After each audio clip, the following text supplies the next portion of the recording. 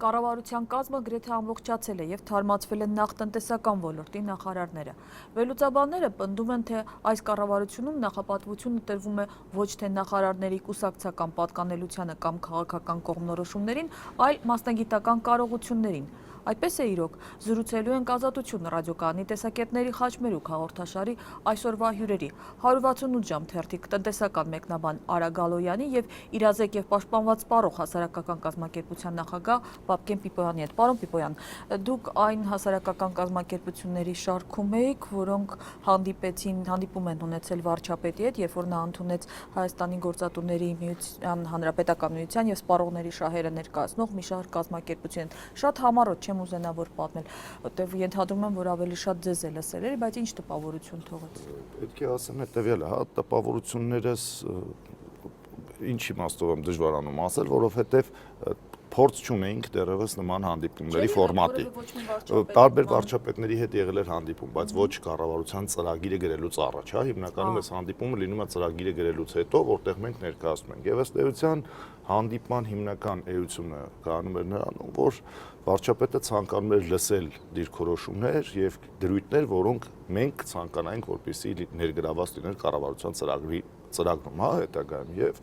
պետք է ասեմ, որ բավական թափանցիկ process-ը տեղի ունեցավ եւ պարզ լսելու։ Չէ, եղան նաեւ մոտեցումներ, եղան նաեւ առարկություններ, որոշակի հարցերի շուրջ անգամ կարող եմ ասել, որ շատ հետաքրքիր զուգադիպություններ տեղի ունեցան, օրինակ կային թեմաներ, որտեղ ես իմ գոլեգաների հետ երկար ժամանակ բնավիճել եմ, որ չեմ կիսում իրենց դիրքորոշումը եւ հենց գոլեգաներից դիրքորոշումը, որ հնչում էր որպես առաջարկություն, նույն րոպեին մերժվում էր վարչապետի կողմից, կամ ոչ թե մերժվում էր, այլ դրվում քննարկման արդյունքում ես ինքս երկար տարիներ ավելի հակված եմ եղել հենց այդ դիրքորոշման, այսինքն քննարկումը ավելի շատ առարկայական ու գործնական էր, քան պոպուլիստական, այսինքն ձևական բնույթի համար, որ հետագայում հայտարարվի, որ սենց հանդիպումա տեղի ունեցել։ Իսկ ինչ վերաբերում է մնացածին, ավելի ճշգրիտ գնահատական հնարավորություն կունենանք տալու, երբ որ կներկայացվի կառավարության ծրագիրը։ Տեսեք, բայց կառավարության կազմը հիմնականում բացառությամբ երկու նախարարների այս պահին, երբ որ մենք զրուցում ենք, ամբողջացած է, բավական այնց գուշակություններ են արվում, թե ինչ սկզբունքով է, հա, կազմավորվել այդ կազմը։ Նախկին վարչապետերից մեկը Խոսրով Հարությունյանն ասում է, որ կարծես թե ընտրվել է այս տարբերակը, որ նոր նախարարներ են դարձել մարդիկ, ովքեր կայացած են իրենց ոլորտներում, ունեն որակյալ որոշումներ կայացնելու ունակություն։ Եկեք լսենք, թե այդ մասին ինչ է ասում ինքը վարչապետը, նոր նախարարները իմ թիմից են ասում են, հա, լսենք։ Հովիկ Աբրամյանի կադրերից ազատվելու խնդիր չկա։ Կադրերը եթե փոխում ենք, ռեալ փոխում ենք, որպեսզի ինչ որ խնդիր լուծենք։ Պարոն կապիտան, ովքեր են նոր նախարարները, մի մասն հանրությունը ընդհանրապես չի ճանաչում, դուք Կենսագրությունը գրած է, ճանաչում են։ Այսինքն հանրապետականներ քիչ են այնտեղ։ Դա կապ չունի։ Ընտրության մեջ դա կապ չունի։ Ինչ է կապ ունի, սկզբունքով եք ընտրել, պարոն։ Ես ասել եմ, չէ, պրոֆեսիոնալիզմ։ Որպես երկարամյա տնտեսական մեկնաբան, արդյոք ընտրված այս կադրերը մասնավորապես տնտեսական ոլորտի իրոք իրենց պրոֆեսիոնալ եւ կայացած մարդ։ Նախ թույլ տվեք օգտվել երկարամյա բառից, ուրեմն իսկապես վերջի 25 տարում մենք կառավարություն ձևավորելու բոլոր հնարավոր մեթոդները արդեն վաղուց սպառել ենք։ Ի նկատի ունեմ փորձել ենք հավաքել կուսակցական սկզբունքով, փորձել ենք հավաքել թիմական սկզբունքով, չէ, Ռոբերտ Քոչարյանը կուսակցական սկզբունքով չէր հավաքել, Արմեն Տարպինյանը բունդերկինդների հայտնի արհեստավարների հայտնի կառավարությունը իբր պրոֆեսիոնալներով էր ձևավորում, այսինքն բոլոր մեթոդները կիրառվել են, եկեք չմանրացնենք այդ վերլուծությունը, այստեղ ես նորություն չեմ տեսնում ձևավորելու մեջ։ Ուղղակի հետաքրքիր է, որ հայտնի դեմքեր էին գուցե։ Հա, ուղղակի հայտնի է, որ հետաքրքիր է, որ վարչապետը ով պարզ չի ինչ թիմ ունի, ասում է ես թիմ ունեմ։ Հետաքրքիր կլինի նայելը երևի այն մարդկանց ում համար նորություն է, ում համար առաջինն է։ Սովորաբար տնտեսական ծանր իրավիճակում լեգենդ կա, որ հարկավոր է դիմել հին կամ կայացած կամ մենեջմենտի ոլորտում արդեն ինչ-որ բան արած մարդու, եկեք նայենք, մեր վարչապետները բարբերաբար այդպիսին եղել են Խոսրով Հարությունյանից, նույն ոմանունը տվեցիք սկսած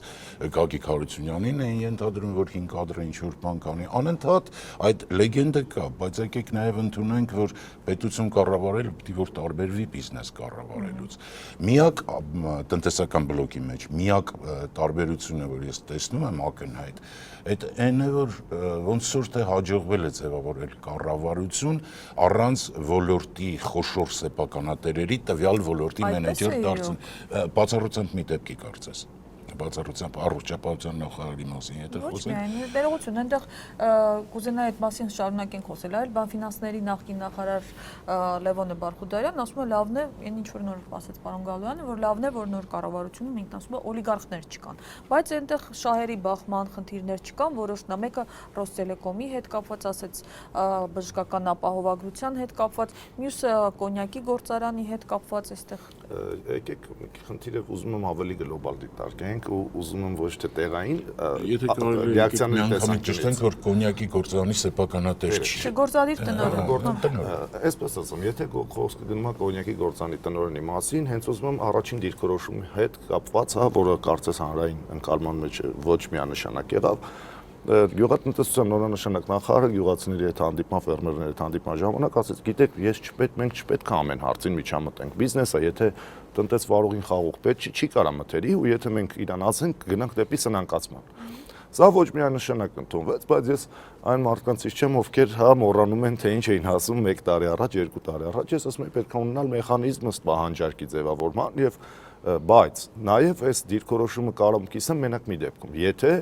մենք ունենանք համապատասխան նախագիծ, որ կոնյակը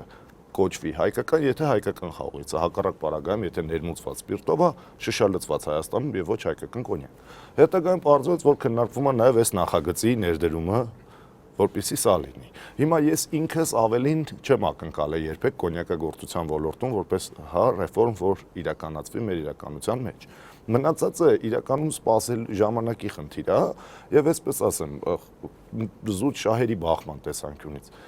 չենք ցանկացել խաղող մթերել, մինչև հիմա մեզ պետությունը պահանջել է մեզնից, որ մենք այս խաղողը մթերենք, մենք գնացել ենք որպես տնտեսվարող սնանկացման։ Հիմա շահերի բախումը հետեւյալն է, որ ինքը այլևս չպահանջի, որտեղ հասկանում է, որ տանում է սնանկացման։ Սա վատ բան է, թե լավ բան։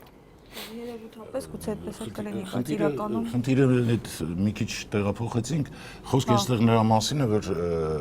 ոլորտի խոշոր սեփականատերերը չեն դառնում այս ոլորտին, ինչ որ բարբերաբար եղել է, նույն առողջապահության ոլորտում էլ է միշտ եղել, հատկապես ֆինանսական կառավարման ոլորտներում այդ հետևանքները միշտ տեսել ենք։ Հիմա ուղղակի իմ կարծիքով տնտեսական վիճակը երկրի ավելի վատ չի եղել, քան այսօր է, նույնիսկ 90-ականների ճգնաժամի սկզբում ավելի վատ չի եղել, նույնիսկ ճգնաժամի ամենաթունդ պահին ավելի վատ չի եղել, քան հիմա, եւ քաղաքական ուժերը մի տեսակ կողքի են կանգնել, սպասում են հերթական փրկչին, ինչ որ անհայտ տեղից, այդ անհայտ տեղը մենեջմենտի ոլորտն է, այդ անհայտ տեղը անհասկանալի տեղն է կամ Ռուսաստանն է, չգիտեմ որտեղից է, բայց միևնույնն է, այս տարբերակով ես չեմ տեսնում լուծում ինչի համար, որովհետև մենք ունեցել ենք տարբեր վարչապետներ, նույնիսկ այսպիսին։ Շատ լավ։ Եկեք, այստեղ մի նաև ներբերան կա, որ վերաբերում է քաղաքական պատասխանատվությանը, չգիտեմ դուք ես քաղաքական մասով կխոսեք թե չէ, բայց Կարեն Կարապետյանից սկսած նորանշանակ նախարարների մեծ մասը անկուսակցական է, բայց նրանք փաստորեն պարտավոր են իրականացնել իշխող կուսակցության եւ հանրապետության նախագահի նախընտրական ծրագրի, այսպես ասած, դրույթները, թեզերը։ Ինչու պետք է անկուսակցականները իրականացնեն թեզերը։ Խնդիրը կա զուտ, որ այդ նաեւ այդքան էլ քաղաքական չի, հա, հարցը։ Եթե քաղաքական ուրեմն իշխանությունը, մեր քաղաքական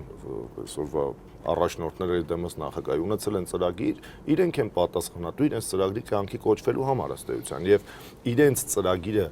կոչեն նեղ ոլորտային մասնագետները, պրոֆեսիոնալները, թե իրենց թիմակիցները, սա արդեն հարցի երկրորդ կամ երրորդ կողմն է, առավել եւս եթե ըստ էության նայենք բոլորը մեկը մյուսին թիմակից են եւ ամենևին պատահական չէր, որ վարչապետն ասաց, որ նշանակված մարդիկ իր թիմակիցներն են։ Եկեք անուններ չտանք, բացառությամբ վարչապետի անվան, եթե չեմ սխալվում, ուղղակի ինձ հետ է սխալվում։ Տիգրան Սարգսյանն էլ կարծեմ վարչապետ դարձավ, անկուսակցական եւ հետո այն ժամանակվա լրջագույն ոլորտների նախարարներն էլ էին անկուսակցական, հետո դարձան հանրապետական։ Այս մի անգամ անցել ենք, այս մի տարբերակ արդեն մի անգամ անցել ենք, հետեւաբար Կարեն Կարապետյանը երևի փորձել է ի սկզբանե որոշակի երաշխիքներ ունենալ նախագահից, որ իրեն չեն պարտադրի կուսակցական դառնալ եւ չեն պարտադրի բայց այստեղ իսկապես անհասկանալի է թե ինչ ծրագիր կարող է գրել 20 օրում նոր վարչապետը, որը քաղաքական պատկերացում չունի։ Եթե իրականում ես ուզում եմ մի բան հիշել, նախորդ կառավարությունը եւ ձևավորվեց նախկին վարչապետը Հովիկ Աբրահամյանը հանդիպում ունեցավ տնտեսվարող սուբյեկտների հետ եւ կարծես հա շատ լայն տարածում գտավ այս ամեն ինչը, որ վերջ մտնում ենք դաշտ, աշխատում ենք առանց իրար խաբելու, օրենքի առջև հավասար ենք բոլորս, հա,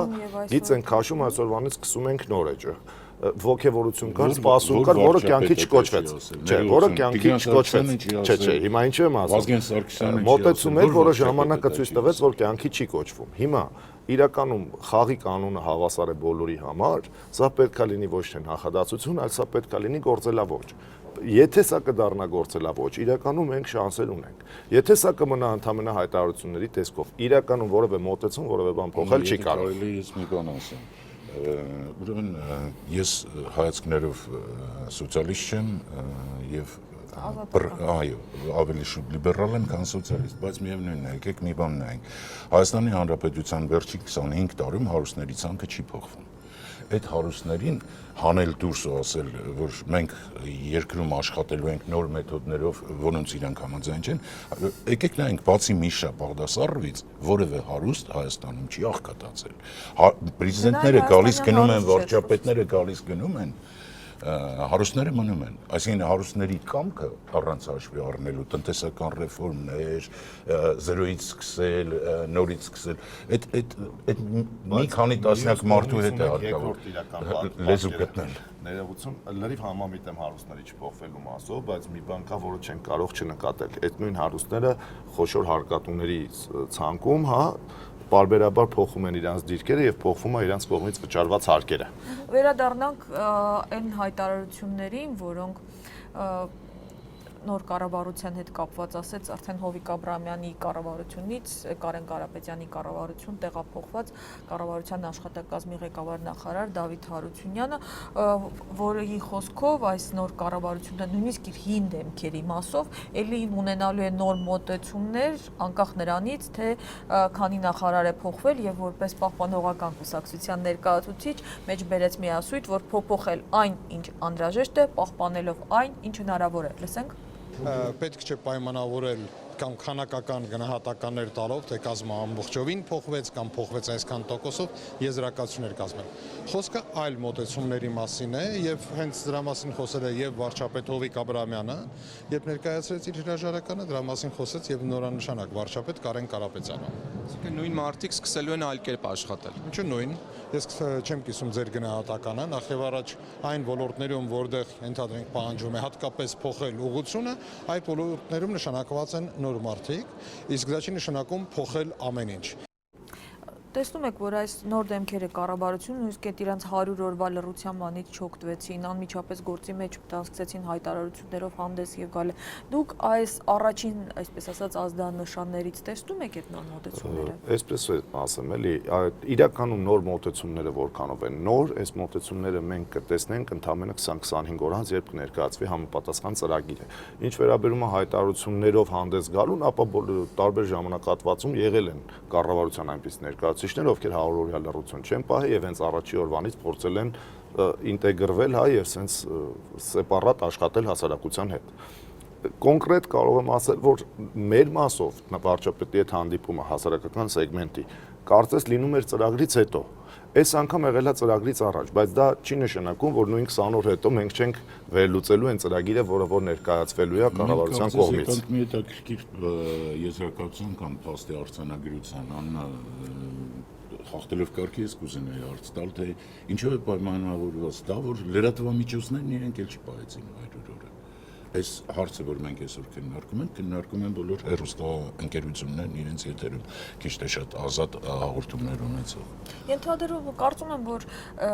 բոլորը խոսում են, առաջին այդ մասին խոսեց վարչապետը տնտեսության վիճակին վերաբերյալ։ Արդեն այն վիճակը չի, որ ժամանակ տրվի, սպասեն եւ այլն, բոլորը սպասում են արագ քայլերի, արագ ինչ որ եւ հայտարարությունների, գուցե դա է պատճառը։ Գնահատականներն իրականում եղել են խիստ ու կոշտ, բայց մյուս կողմից պետք է ասեմ, որ խիստ եւ կոշտ գնահատականները պետք է պարունակեն նաեւ համապատասխան խիստ եւ կոշտ լուծումներ եւ համապատասխան ժամկետներ, որովհետեւ թե կառավարությունը բնականաբար ունենալու է, թե կարճաժամկետ եւ թե երկարաժամկետ ծրագրեր, որոնք տանելու են ռեֆորմի, այսինքն տեսեք, նույն էներգետիկ քաղաքականության վերանայման տեսանկյունից եւ վարչապետը հարց բարձրացրեց, հասարակության մոտ սա երկու խմբի բաժանեցես կարծիքը, մի մասը պոզիտիվ գնահատեցինք այլը հաշվի առնելով, որ վերջը սա այն ոլորտն է, որտեղ վարչապետն իսկապես երկար տարիներ գործել է եւ լուֆտերը, այսպես ասած, շատ լավ պատկերացման կփոխի, մյուս մասը սա դիտարկեց, որ սա հա տեսեք այնտեղ մտան, որտեղ իրենք հասկանում էին, որ ցույց տան, որ բան են անելու։ Ես իրականում հակված եմ փորձել տեսնել այն ինչը որ առարկայական կա եւ չափելի արդյունքներ, որոնք կամ կլինեն կամ չեն լինի։ Չեմ կարծում, ուղղակի էներգետիկ ոլորտում հատկապես էլեկտրաէներգիայի արտադրության ոլորտում մենք կատաստրոֆ փաստեր ունենք։ Ուղղակի երբ 24 ժամյա էլեկտրամատակարարումը վերականգնվեց, դրանից հետո ինչ կատարվեց էներգաարտադրության ոլորտում, էներգետիկ ոլորտում, բոլորս չգիտենք, հիմա էլ լրագրողներով փորձում ենք, մեկնաբաններով փորձում ենք չմտնել այդ դաշտը, ասել որ հանգուցալի մասին կամ լավ է կամ ոչինչ սկզբունքը բարձր է ազգային մենտալիտետին հարից չի վերլուծել, թե ինչ ոլորտի նախկին էներգետիկայի նախարարը հասցրեց մի քիչ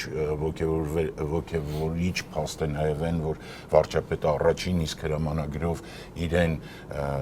օգնական նշանակեց ոլորտը ոտքի կանգնեցրած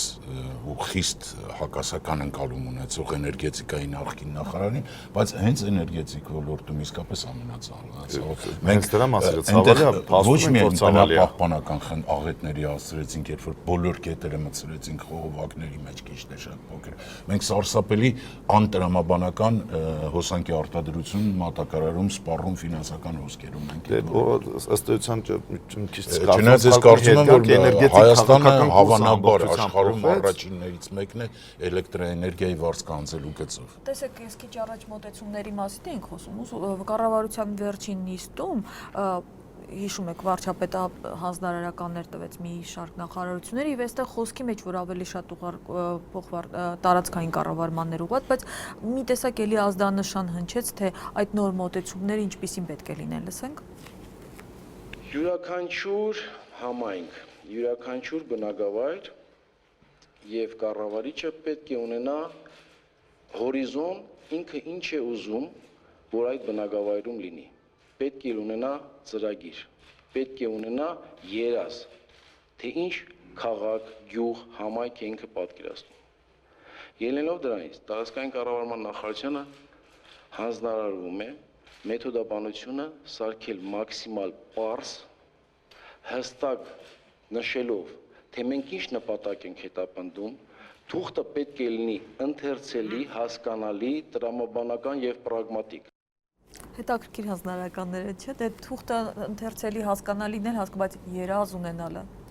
Գիտեք, ես միշտ ասել եմ իմ համար հանձնարարականները եւ ըստ էության գործադիր իշխանության աշխատանքի մեխանիզմը հետեւյալն է, պետք է լինի պատասխանատվության մեխանիզմներ, պարտավորությունների կատարման մեխանիզմներ։ Այսինքն հիմա եթե մենք հետ ենք նայում, հասարակական հիմնական դժգոհությունների մեջ անմասն չի նաեւ այս կարևոր թեզը, հա, երբ ուղղակիորեն ապացուցվում այս կամ այն պետական պաշտոնյայի անգործությունը կամ աշխատանքի լրիվ սխալողությունը, որևէ մեկը չի առարկում, որ այս մարդը աշխատում է սխալ կամ որևէ մեկը չի առարկում, որ այս մարդն ուղղակի չի աշխատում, բայց այս մարդը շարունակում է իր աշխատանքը կատարել։ Անպատասխանատու մեխանիզմով այս անպատասխանատվությունը սկսում է տարածվել գործադիր իշխանության դեպի ներքևի օղակներ ու մեկ էլ հասկանում ենք, որ պետական կառավարման համակարգում մենք ունենք 130,000-ից 85,000 սուրճ խմող մարդիկ, ովքեր գնում են աշխատանքի սուրճ խմելու եւ ոչ թե գործ անելու, հա։ Եվ կարծես, հա, սովետական միության տարիներին ասում էին, որ առավոտյան ժամը 9-ին աշխատանքը սկսում էր, ժամը 6-ին վերջանում էր աշխատանքը, որով մեկը պետության լույս ավել չէր ծախսում, բոլոր գործերը հասցնում էին։ Հիմա ժամը 8-ից գնում են աշխատում են մինչև գիշերվա 11-ը, ծախսում են պետության փողը, ոչ մի բան չի հասցնում։ Եթե կարելի է երազի թեման թողնենք, որովհետեւ ինքնին հետաքրքիր է, թողնենք զրույցի հիմնական թեմա։ Ինքնին հետաքրքիր է։ Վլադիմիր Նազարյանը մի առիթով պատմում էր, որ խորհրդային տարիների վերջում երբ կուսակցությունները թույլ տվեցին գրանցել, հատուկ հանձնաժողով ձևավորվեց, որ գրանցեն կուսակցություններն, որ ինքը այդ հանձնաժողովի անդամ էր, որպես դատախազ կարծեն։ Եվ ուրեմն մտնում են ինչ-որ մարդիկ, ասում են եկել են գրանցելու ասենք, չգիտեմ, ինչ Հայաստան, վերածնվող Հայաստան, ծրագրի հիմնական նպատակը մենք ուզում ենք ազատ, անկախ եւ միացյալ Հայաստան։ Ինչին Վլադիմիր Նազարյանը իրեն բնորոշ կոպտությամբ ու հումորով ասել էր, իսկ ով չի ուզում։ Ինքը մի քիչ ավելի կոպիտ էր ասել։ Գիտեք, երազը տեսլականը դաշնակցությունն էլ ունի, բոլորն էլ ունեն, բայց մենք չունենք այդ երազի գործնական պատկերացում եւ իրականացնելու որևէ քայլ։ Եվ վերջին թերևս հարցը մենք ամբողջ զրույցի մասին տարանք թե ովքեր են եկել, բայց ես կուզենայի վերջում նաև անդրադառնանք թե ովքեր գնացին։ Ես կապակցությամբ հետաքրքիր դիտարկում էր արել քաղտեխնոլոգ Կարենը Քոչարյան, որ նա ասել էր, որ Կարեն Կարապետյանը փորձում է կոտրել հնացած համակարգի ողնաշարը լավ իմաստով։ Այն համակարգի, որից դժգոհում էինք բոլորը, այն, որ վարչապետը շատ արագ ձերբազատվում է օդիոզ դեմքերից, վկայում է նրա վճռական տրամադրվածության եւ կառավարությունը քրեա օլիգարխից եւ լճացած դեմքերից թոթափելու ձգտման մասին։ Տեսնում եք այդ ձգտումը։ Այսպես պետք է ասեմ, հա, գնահատականներին գնացածների մասով ոչ միանշանակ կարող եմ ասել, որովհետև գնացածների մեջ կային նաև նոր եկած մարդիկ, ոչ երկարաժամկետ մնացած մարդիկ, գնացածների մեջ կային մարդիկ ու գնալու Գագիկ Խաչատրյանը երկարաժամկետ մնացածներից էր, իսկ առողջապահության նախարար Արմեն Մուրադյանը արդյոք երկար կառավարած նախարար է։ Ինքս դեմ եմ եղել, հա, հատկապես Սորնի ալերի հարստացման նախագծին եւ լուրջ կոնֆլիկտներ եմ ունեցել այս ընթացքում, բայց փաստացի ունեինք նախարար, ով զոհվածների եւ վիրավորների բոլորի ընտանիքներում առանձին եղել էր, աշխատել էր գիշերով տունավորման պարագայում անձամբ գնացել բժշկական օգնություններ ցույց տվել ոչ միայն աշխատանքի կազմակերպման տեսանկյունից։ Տեսեք, երբ խոսում ենք գյուղատնտեսության ոլորտից, մենք ունեցել ենք աշխատասեր ըստ էության նախարար, որին պարբերաբար տեսել էին գյուղերում եւ շատ հարցերում ինքս եմ ասել, որ նախագծերի համաձայնեցված նախագծերը գյուղատնտեսության նախարարության հետ ասել են կառավարություն մերժում է եկել է կառավարությունից ու չեն թողել նախարարությունը այս կուրսը վարվի, այսինքն գնահատականներ տալուց առաջ մենք պետք է հասկանանք, որևէ պետական պաշտոնյա եթե այլևս չի կառավարում, որն էր նրա սխալը եւ եկողը ինչ որ մոտեցում պետք է բերի, որ կարծես չունենք։ Ցավոք սրտի քաղաքական խնդիր է, ես անկեղծ չեմ պատկերացնում հիմա որևէ նույնիսկ քաղաքական ուժ մնաց քաղաքական հնարանջ ունեցող վարչապետ, ով կկարողանա տնտեսական բարեփոխումներն ուղղել մի ուղղությամբ, որը շատ էական ու շատ հստակ կհակասի այդ քրեա օլիգարխիկ կլանին։